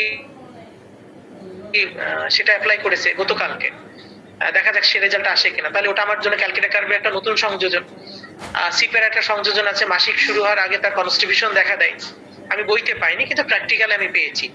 তো এই যে জায়গাগুলো আপনি দেখবেন কোন রোগীর মধ্যে মাইন্ড সিমটম দারুণ ভাবে পেলেন, দেখা যাচ্ছে কোন একটা মেডিসিনে ঢুকলেন, ঢোকার পরে সেই মেডিসিনটা দেওয়ার পরে রোগীটা ভালো হয়ে গেল, তাহলে সেটা অবশ্যই মাথায় রাখুন। শুধু সেই মেডিসিনেই মাথায় রাখতে হবে তা নয়, পরবর্তীতে আবার লক্ষণটা ওই রোগীর যদি সেম রোগী হয়ে থাকে তারপর খুঁজলে হয়তো পেয়ে যাবেন। তখন আপনি এই লক্ষণগুলো একটু রেখে দেবেন। হ্যাঁ, কিছু লক্ষণের আপনি সোর্স চাইলে আমি দিতে পারবো না। হ্যাঁ, আমি যেগুলো বললাম, তবে আমি যে বইগুলো বললাম, রাজন শঙ্করনের বই পড়তে পারেন, আলাউদ্দিন সাহেবের বইটা পড়তে পারেন, টেক্সট অফ ম্যাটেরিয়া মেডিকা পড়তে পারেন, আরো কিছু বই আছে, যাই হোক আরো কিছু বই আছে। বই তো আমার সব চেম্বারে থাকে, বাসায় বই নেই যে আমি আপনাকে সব বলতে পারবো। হ্যাঁ, আপনি বইগুলো পড়েন, ইনশাল্লাহ পাবেন। আর আরেকটা বিষয় বলি যে বই কিনে কেউ দেউলিয়া হয় না। আপনি আপনার ভালো লাগা খারাপ লাগা যে কোনো বই সামনে আসলে পড়তে পারেন, নিতে পারেন। একটা রাইটারের 5টা মেডিসিন যদি লেখে, 5টা মেডিসিনের 5টা লাইনই যে আপনাকে ভালো লাগতে হবে তা কিন্তু নাই। দেখুন ওই লাইনের মধ্যে কোনো একটা লাইন খুব দারুণ ভাবে তথ্য উপস্থাপন করেছে। হ্যাঁ, যেমন আমি কি বই যেন গতদিনকে পড়ছিলাম, কি যেন একটা বই পড়ছিলাম গতদিন, ভুলে গেছি। বইটার মধ্যে আমি, যদিও অনেকে এখানে আছে ওষুধ পরিচয় সবাই পড়ে, আর ওষুধ পরিচয় আমি রিসেন্ট পড়ছি, একদম অনেস্ট বলছি, রিসেন্ট পড়ছি। ওষুধ পরিচয়ের মধ্যে কিছু কিছু কথা এত দারুণ ভাবে লিখেছে, আমি মুগ্ধ। যদিও অনেকেই বলবে যে ওষুধ পরিচয় আপনি পড়েননি, এটা একটা বেমানান। আমি রিসেন্ট পড়ছি, মুগ্ধ আমি। আপনি যে কোনো বই পড়তে পারেন, যে কোনো বই পড়তে পারেন। ক্লিনিক্যাল ম্যাটেরিয়া মেডিকা গুলো বেশি পড়তে পারেন, সেখানেও দেখবেন খুব দারুণ দারুণ দারুণ লক্ষণ দেওয়া রয়েছে, আপনি পড়তে পারেন যে কোনো।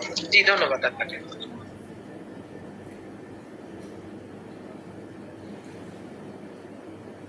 ধন্যবাদ স্যারকে। আমি এখন অভিব্যক্তি প্রকাশের জন্য যাব আমাদের শ্রদ্ধেয় sir doctor Mizanur Rahman sir. Sir, আজকের ক্লাস সম্পর্কে আপনি অভিব্যক্তি প্রকাশ করুন। জি, আসসালামু আলাইকুম। আমি নাজমুল স্যারের ক্লাসটা শুনেছি প্রথম থেকে। চমৎকার আলোচনা করেছেন, অনেক বিষয় কভার করেছেন, আরো অনেক বিষয় উনি জানেন, হয়তো সময়ের অভাবে প্রকাশ করা সম্ভব হয়নি। আমি স্যারকে আন্তরিক ধন্যবাদ এবং কৃতজ্ঞতা জানাচ্ছি। আমি এই মিনারেল কিংডমের উপরে আমার একটু কথা আছে। যেমন ফসফরাস হচ্ছে আমাদের পিরিয়ডিক টেবিলের 3 নম্বর রয়ে আছে, আর 15 কলামে আছে, আর এটার অ্যাটমিক নাম্বার হচ্ছে 15। তো এই যে পিরিয়ডিক টেবিল থেকে আমাদের মিনারেলস চেনা এবং যে কটা গ্রুপ আছে এই কোন গ্রুপে কোনটা পড়ে এটা 7th গ্রুপে আমাদের রাজন স্যারের বইয়ে আছে যে this is under 7th group, এবং পিরিয়ডিক টেবিলের গ্রুপিং গুলো আপনি দেখলে, কালার গুলো দেখলে আপনি বুঝতে পারবেন যে এটা 7th গ্রুপে আছে। তো এই জায়গাটা আমাদের একটু হাত দিতে হবে, একটু হয়তো প্রথম একটু কঠিন মনে হবে পিরিয়ডিক টেবিলটা, কিন্তু আমরা একবার যদি এটাকে একটু ধরে একটা যে কেউ একজন যারা অভিজ্ঞ আছেন একটা প্রেজেন্টেশন দেন, তাহলে পরে হবে কি যে আমাদের নবীনরা মিনারেলস গুলোকে, লক্ষণ তো আছেই, লক্ষণ তো আমাদের দেখতেই হবে, কিন্তু মিনারেলস এর নেচারটা এটা যদি একবার মাথার মধ্যে যায়, যেমন ধরেন ফসফরাসের এই পিরিয়ডিক টেবিল সবকিছু আমরা বাদ দিয়ে আমরা যদি চলে আসি গ্রান্ড জর্জে, দিদিয়ে গ্রান্ড জর্জ, ফ্রান্সের যিনি সবচেয়ে ভালো হোমিওপ্যাথ, বা তার বই আছে স্পিরিট অফ হোমিওপ্যাথিক মেডিসিন, সেখানে 300 ঔষধের যেমন সোলাপ্রিমিডেজে আছে রাজন স্যারের 100, এই গ্রান্ড জর্জের বই আছে 300। ফসফরাস সম্পর্কে আমি একেবারে ছোট্ট করে, আমি একদম সংক্ষিপ্ত করে চিনে নিয়েছি, সেটা হচ্ছে উনি একটা শব্দ লিখেছেন অ্যাবলেইজ, ABLAZE। অ্যাবলেইজ কথাটার অর্থ সরাসরি বাংলা অর্থ হচ্ছে অগ্নিদগ্ধ। তো আজকে নাজমুল স্যার কিন্তু অনেক কথা বলেছেন, তিনি রিজু, তিনি ফর্সা, তিনি সুন্দর, তিনি সিলিন্ডার, তিনি সবকিছু, তিনি মেয়েদেরকে পাগল করার চেষ্টা করেন, ইমপ্রেস করার চেষ্টা করেন, জীবনকে উপভোগ করার চেষ্টা করেন, অনেক কিছু বিষয়, কিন্তু এগুলো করতে করতে তিনি দগ্ধ হয়ে যান। এবং ওই যে ঔষধ পরিচয়ে কিন্তু একটা ছোট্ট কথা আছে, তারা অকালে মৃত্যুবরণ করতে পারে, সেই সম্ভাবনা থাকে। তো এখন এই সবকিছু মিলিয়ে যদি আমরা পিরিয়ডিক টেবিল, আমাদের ঔষধ পরিচয়, আমাদের রাজন স্যার, আমাদের গ্রান্ড জর্জ স্যার, তারপর ওনাদের সমস্ত কিছু যদি মিলিয়ে আমরা দেখি, ওই অ্যাবলেজ শব্দটা আমার মাথার মধ্যে গেঁথে থাকবে সারা জীবন, যেটা হচ্ছে সে এইসব করতে সে একটা দগ্ধ মানুষে পরিণত হয়। তো এই জায়গাগুলো আমার মনে হয় যে আমাদের যেহেতু গ্রুপে অনেক স্টুডেন্ট আছে, আমরা মিনারেলস আলোচনায় পিরিয়ডিক টেবিল থেকে যদি আমরা স্টার্ট করি, কোন রোয়ে আছে, কোন কলামে আছে। রো মানে হচ্ছে একটা বই, আর কলাম মানে হচ্ছে চ্যাপ্টার। তো এখন যদি 15th যেমন চ্যাপ্টারে আছে, তার মানে ওই রোয়ের একটা ম্যাচিউরড অবস্থায় আছে, মানে ধুরন্ধর, চতুর, এটা বুঝতে কষ্ট হয় না। আর যেহেতু সে 3rd রোয়ে আছে, সুতরাং বুঝতে হবে যে সে নির্ভরশীলতা তার আছে, সে ভালোবাসা চায়, ভালোবাসা আদায় করতে চায়, বিভিন্ন রকমের কাজ করে। এই যে মিনারেলস এর একটা নেচার, একটা ধরন, এই জিনিসটাকে সহজে বুঝে যাবে আমাদের সবাই, আমাদের গ্রুপে যারা আছে সবাই বুঝে যাবে। তো আমরা ওইভাবে শুরু করতে পারি, আমরা পিরিয়ডিক টেবিল থেকে শুরু করতে পারি, একটা মিনারেলস এর অ্যাটমিক নাম্বারটা আগে জেনে নিতে পারি, পিরিয়ডিক টেবিলের রো, কলাম এবং গ্রুপ, এই 3টা জিনিস জেনে নিতে পারি। তারপরে হচ্ছে স্পিরিট, এটা জানার জন্য যে বইগুলোর কথা, আমরা রাজন স্যারের বই আছে, গ্রান্ড জর্জের বই আছে, আরো অনেক বই আছে, সাপোর্টিভ অনেক বই আছে, যেগুলোতে আমরা মানসিক অন্যান্য বিষয় দেখে ওষুধটাকে চিনতে পারি। তো আমার মনে হয় যে চমৎকার আলোচনা হয়েছে, এটাকে আরো টেনে সামনে নিয়ে যাওয়ার দরকার, আমাদের কিছু পদ্ধতি ডেভেলপ করার দরকার, যাতে করে লার্নিংটা আমাদের ইফেক্টিভ হয়, ফোকাসড হয়। আমরা অনেক কথা কিন্তু আছে, হাজার লক্ষণ আছে, এইটার সমুদ্রে হারিয়ে গেলে তো চলবে না। ওই অ্যাভারেজ মনে রাখতে হবে যে দগ্ধ হয়েছে, সবকিছু চালাকি, চাতুর্য, এটা সেটা, প্রেম, ভালোবাসা, এসব করে টরে সে একটা এমন জায়গায় আসছে যেখানে সে একটা দগ্ধ মানুষ, সে আর ভালোবাসা পাচ্ছে না খুঁজে, সে নিজেকে মনে করতেছে যে আমার ভালোবাসা নাই, হারাই ফেলছি, এরকম একটা অবস্থা। তো যাই হোক, আমার মনে হয় আর কথা বাড়াই না, রাত হয়েছে অনেক। সবাইকে ধন্যবাদ, এবং যিনি উপস্থাপনা করেছেন, যিনি সমন্বয় করছেন, আমাদের রহিম স্যার, এবং যারা এখানে উপস্থিত আছেন, আমাদের চমৎকার উপস্থাপনা করছেন মায়া ম্যাম, সবাইকে ধন্যবাদ এবং কৃতজ্ঞতা জানাচ্ছি। আসসালামু আলাইকুম। ধন্যবাদ স্যারকে, স্যার এত সুন্দর সংযুক্তি করার জন্য আমাদের ফসফরাসের উপর। আমি এখন যাব আমাদের শ্রদ্ধেয় doctor Shahadat Hossain sir. Sir আজকে ক্লাস সম্পর্কে অভিব্যক্তি প্রকাশ করুন। জি, ধন্যবাদ প্রিয় উপস্থাপিকা মায়া আপুকে খুব সুন্দর করে উপস্থাপন করার জন্য। আসলে আমাদের নাজমুল স্যার যেভাবে পড়িয়েছেন, আমি দারুণ মুগ্ধ হয়েছি, কারণ স্যারের মানে সম্ভারটা অনেক চমৎকার, মানে অত্যন্ত সমৃদ্ধ সম্ভার স্যারের, এটা বলতেই হবে।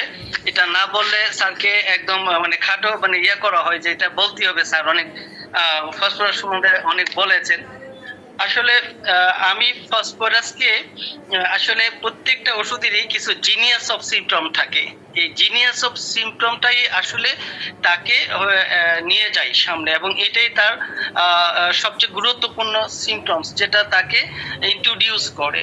যেমন ফসফরাসের ক্ষেত্রে আমাকে যদি কেউ বলে যে এক কথায় বলার জন্য, আমার কাছে খুব ভালো লেগেছে আমাদের মিজানুর রহমান স্যার অত্যন্ত চমৎকার, মানে আমি সমৃদ্ধ হয়েছি, আমার অনেক ভালো লেগে গেছে একটি কথা। কিন্তু আমি কিন্তু ফসফরাস সম্বন্ধে বলবো যে এটার মধ্যে রয়েছে ডিফিউশন বা ব্যাপন। সে একটা ব্যাপন সমৃদ্ধ, মানে ব্যাপন যেটা বোঝায় আর কি, ডিফিউশন যেটা কি DIFFUSSION আর কি, ডিফিউশন। মানে ফসফরাসটা আমার কাছে হচ্ছে একটা এরকম যে নিজেকে সে সবার সাথে খাপ খাইয়ে ফেলে, মানে সে নিজেকে এমন ভাবে মেলে ধরে, যেমন এক গ্লাস পানির মধ্যে যদি আমরা একটু লাল রং ঢেলে দেই, পুরো পানিটাকে সে রঙিন করে দেয়।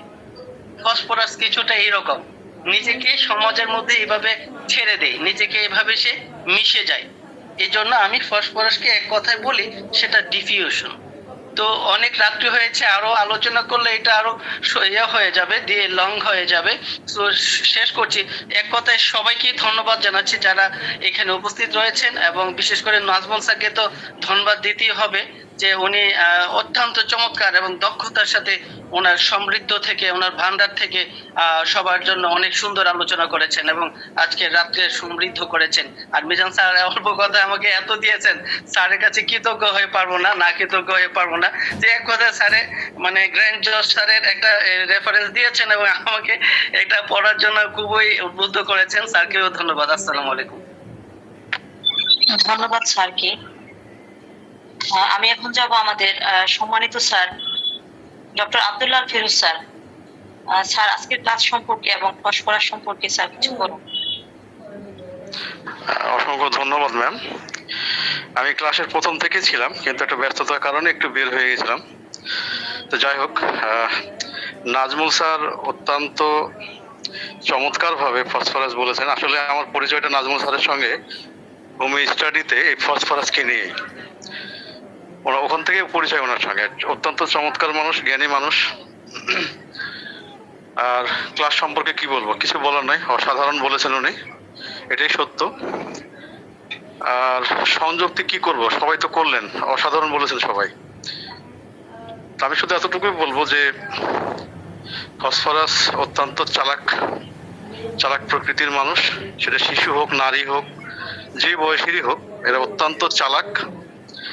এদের সবচেয়ে বড় বৈশিষ্ট্য হলো যে একটা কাজ কিভাবে নিজের মতো করে উদ্ধার করতে হবে, এই টেকনোলজি, এই মেকানিজম খুব দারুণভাবে বোঝে হলে ফসফরাসের রোগীরা। আপনার চেম্বারে যদি কোনো ছোট শিশু আছে, অনেক ভিড় থাকে, সেই শিশু আপনার চেম্বারে এসে বলবে যে ডাক্তার আঙ্কেল একটু কথা বলবো। বলো বাবা, যে আমার তো টিচার আসবে বাসাতে, এখন তো অনেক ভিড়, আপনি যদি আমাকে একটু ওষুধটা দিয়ে দিতেন তাহলে অনেক ভালো হতো। তো এটাই হলো ফসফরাস। আমরা বড় রোগীদের ক্ষেত্রেও দেখি এইরকম আচরণ তাদের। এই অসংখ্য ধন্যবাদ স্যারকে, অসংখ্য ধন্যবাদ। আমাদেরকে আরো সমৃদ্ধ করবেন, স্যারের জন্য শুভকামনা রইল। আসসালামু আলাইকুম।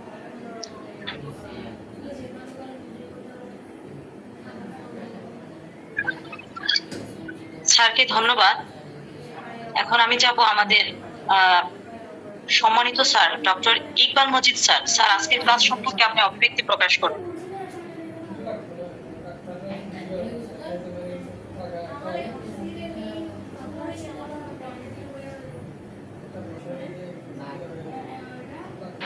স্যার সম্ভবত নেই, বের হয়ে গেছে।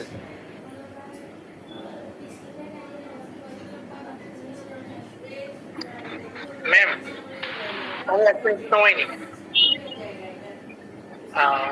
শ্রদ্ধেয় মিজান স্যার, ক্লিয়ার কথা বোঝা যাচ্ছে। Doctor Iqbal Majid sir. Nazmul sir কথা বলতেছে। ইকবাল জিল্লুল মজিদ স্যার নাই। জি স্যার বলুন। আমি যেটা মানে বলতে চাইছি, শ্রদ্ধেয় মিজান স্যার, শাহাদত স্যার এবং আব্দুল্লাহ ফিরোজ স্যার, তারা অনেক জ্ঞানী মানুষ। আমি অপেক্ষা করছিলাম একটা লাইন শিখবো বলে, কিন্তু আমার দুর্ভাগ্য যে এক লাইনেই সীমাবদ্ধ রেখেছে, আর একটু শিখতে পারলাম না। তো ছাত্রের আমার পক্ষ থেকে শুভকামনা, শুভেচ্ছা। আমি চাইবো যারা সিনিয়র আছেন তাদেরকে অবশ্যই জ্ঞান গর্ভমূলক দু একটা কথা বলে কিছুটা জানানোর। আসলে এই জায়গাটা এমন যে, যেমন দেখুন, কিছু মনে না করলে আমরা একটু কথা বলি, আমি জাস্ট 2টা লাইন বলি। একই পেশেন্টকে 10 জন ডাক্তারের নিয়ন্ত্রণে ছেড়ে দেবেন, 10 জন ডাক্তার 10টা মেডিসিন সিলেকশন না করলেও 5টা বা 7টা করবে। এটাতে দ্বিমত কিনা আমি জানি না, এটাতে দ্বিমত কিনা ঝিনাইদহ সদর হাসপাতাল থেকে 3 কিলো দূরে স্যার আমার চেম্বারটা। আমি যদি বলি যে 10 জনকে একটা রোগীর কাছে যদি ছেড়ে দেওয়া হয়, তাহলে 10 জন 10টা মেডিসিন সিলেকশন না করলেও অন্তত 5টা বা 7টা মেডিসিন সিলেকশন করবে। কিন্তু কেন? মানে আমার বলার উদ্দেশ্য একটা, সেটা হলো যে আপনি আপনার দৃষ্টিভঙ্গিতে যে সিমটমটাকে বেশি প্রাধান্য দিচ্ছেন, আপনার কাছে সেই সিমটমের প্রাধান্যর কারণে মেডিসিন সিলেকশন আলাদা হয়। এই জায়গায় হোমিওপ্যাথি বিতর্কিত। আমরা দেখবেন অনেকে আছে, কেউ বেলোডোনা যদি সিলেক্ট করে, আমি বলবো বেলোডোনার রুগী নাকি, ও তো হিপারসালফেট রুগী। হ্যাঁ, হতে পারে, কারণ আপনি আরেকটা সিমটমকে ভ্যালু দিয়েছেন। আমি যে জায়গাটা আসলে বলতে চাইছি সেটা হলো, যখন একের অধিক মতামত আসে, আমি একটা মেডিসিনের কোন অ্যাঙ্গেলটাকে খুব বেশি প্রাধান্য দিচ্ছি, আমি আরেকজন কোন মেডিসিন, ওই মেডিসিনের কোন অ্যাঙ্গেলটাকে প্রাধান্য দিচ্ছি, কোন সিমটমটা আমার কাছে খুব ভালো লাগে, এটা যখন চুলচেরা বিশ্লেষণ হয়, সার্জারি হয়, তখন সিঙ্গেল কোনো পার্সন নাই, সবাই কিন্তু উপকৃত হয়। তা আমি ধন্যবাদ জানাবো মিজান স্যারকে, ধন্যবাদ জানাবো সাদত স্যারকে, ধন্যবাদ জানাবো আব্দুল আল ফিরোজ স্যারকে। সবাইকে অসংখ্য ধন্যবাদ। জি ম্যাম। নাজমুল স্যার, কি স্যার? আপনি যথার্থই বলেছেন, কথাটা খুবই সত্য। অল্প করে কিছু বলি। আসলে হয় কি যে প্রত্যেকটা ডাক্তার তার নিজস্ব দৃষ্টিভঙ্গি, ফিলোসফি নিয়ে একটা রোগীকে দেখে। আমাদের কিছু ডাক্তার হয়তো ফিজিক্যাল সিমটমটাকে বেশি গুরুত্ব দেয়, তার কাছে চোখে হয়তো ফিজিক্যাল সিমটমটাই বেশি পড়ে। অনেকের হয়তো মেন্টাল, অনেকে হয়তো টোটালিটি অফ সিমটম অনুযায়ী দেখেন। মানে এক একজন মানুষের শিক্ষা, তার দৃষ্টিভঙ্গি, এগুলোর উপর ডিপেন্ড করে আসলে মূলত। তা আমি আমার অভিজ্ঞতায় আমি যতগুলো ফসফরাসের রোগী দেখেছি, অন্তত পক্ষে 70-80টা প্লাস হবে ফসফরাসের রোগী। তো এদের মধ্যে আমি কিছু কমন জিনিস দেখেছি। সে কমন ব্যাপারটা হলো যে, একটা প্রথমে বললাম যে নিজের কাজকে উদ্ধার করার কৌশল, মেকানিজম অত্যন্ত চমৎকার। আর এদের ভিতরে এমন একটা ব্যাপার থাকে যে এরা সবতে চায় ডাক্তারের কাছে বা নিজের আত্মীয়ের কাছে বা আপনজনের কাছে যে সে বলুক যে আমার কিছু হয়নি। মানে সে যে অসুস্থ, সে যে অস্বস্তিতে ভুগছে, সে খুব টেনশন করছে, পাগলের মতন হয়ে গেছে অসুখ নিয়ে, টেনশনে সে বিভিন্ন ডাক্তারের চেম্বারে ঘুরে বেড়াচ্ছে। কিন্তু ডাক্তার যদি তাকে বলে যে আপনার কিচ্ছু হয়নি, আপনি নিশ্চিন্ত মনে বাড়ি যান, ওই যে কথাটা বললো ডাক্তার যে আপনার কিছু হয়নি, এই একটা কথাতে ফসফরাস রোগী সুস্থ হয়ে যায়। এটা ব্যতিক্রমই নাই। ফসফরাস রোগীকে যদি কোনো ডাক্তার বলে বা কোনো আপনজন বলে তোমার কিচ্ছু হয়নি, বিশেষ করে ডাক্তারের কথা খুব গুরুত্ব সহকারে সে শোনে। যদি বলে যে আমার কিছু হয়নি, ডাক্তার বলেছে আমার রোগ ভালো হয়ে গেছে, আর কোনো সমস্যা নেই, সেদিন থেকে রোগী ভালো হয়ে যাবে। খুবই গুরুত্বপূর্ণ। যাক, নাজমুল স্যারের কথাটা আমি শেয়ার করলাম একটু। অসংখ্য ধন্যবাদ স্যার, আপনি না বললে হয়তো বলতাম না হয়তো। ধন্যবাদ। না স্যার, অবশ্যই ভালো কিছু বলেছেন, লাইক আর্সেনিক্যাল, যে আমাকে কেউ একজন বলুক যে আপনি সুস্থ হয়ে যাবে, মারা যাবেন না। ধন্যবাদ স্যার, অসংখ্য ধন্যবাদ স্যার। আমরা ক্লাসের শেষ মুহূর্তে চলে এসেছি। আমাদের শ্রদ্ধেয় পরিচালক সাহেব যদি বলেন আমরা ক্লাসটি আজকে সমাপ্তি ঘোষণা করতে পারি, যদি উনি অনুমতি দেন। জি ম্যাম, আপনি শেষ করে দেন। অসংখ্য ধন্যবাদ সবাইকে, সবাই আন্তরিকতার সহিত আজকের ক্লাসটি উপভোগ করেছেন। সেই সাথে আগামী ক্লাসের আমন্ত্রণ রইল। সবাই ভালো থাকবেন, সুস্থ থাকবেন। আল্লাহ হাফেজ। শুভরাত্রি। আসসালামু আলাইকুম।